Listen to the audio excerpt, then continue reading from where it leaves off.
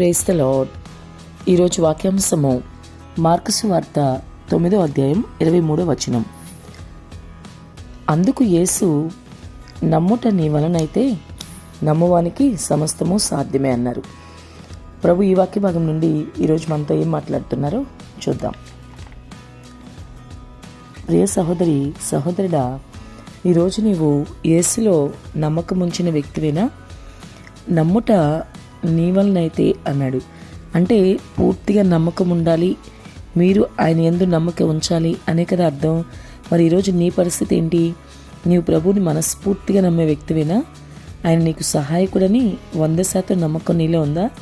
నువ్వు నమ్మితే నీ ప్రభు నీ పక్షంగా ఉండి నీ కోసం ఏదైనా చేస్తాడు అన్న విశ్వాసము, నమ్మిక నీలో ఉన్నాయా? అసలు ఇవన్నీ కూడా నువ్వు ఆలోచించు ఒకసారి. ఈరోజు అసలు నీ ప్రభువుకు నీవు నమ్మకంగానే ఉంటున్నావా?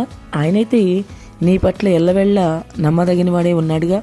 కానీ నీవే చాలా సందర్భాల్లో నమ్మదగిన వ్యక్తివిగా ఉన్నావు. కాబట్టి మొదటిగా నీవు ఆయన నమ్మదగిన దేవుడు అని నమ్మాలి. అంతేకాకుండా నీవు ఆయన్ని మనస్ఫూర్తిగా నమ్మితే నీకు ఏదైనా చేయగలడు అనే విశ్వాసం నీలో ఉంచాలి. నువ్వు నమ్మితేనే నీకు సమస్తము సాధ్యము, అదే కదా వాక్యం చెప్తుంది. కాబట్టి ఎంత మాత్రము నీలో అవిశ్వాసమో అపనమ్మకం లేకుండా చూసుకో.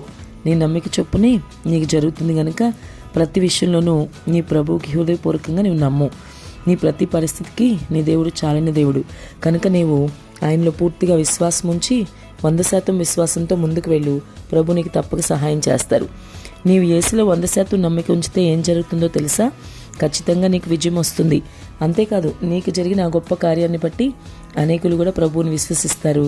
రక్షణలోకి నీ ద్వారా అనేకులు ప్రభువు నడిపిస్తారు.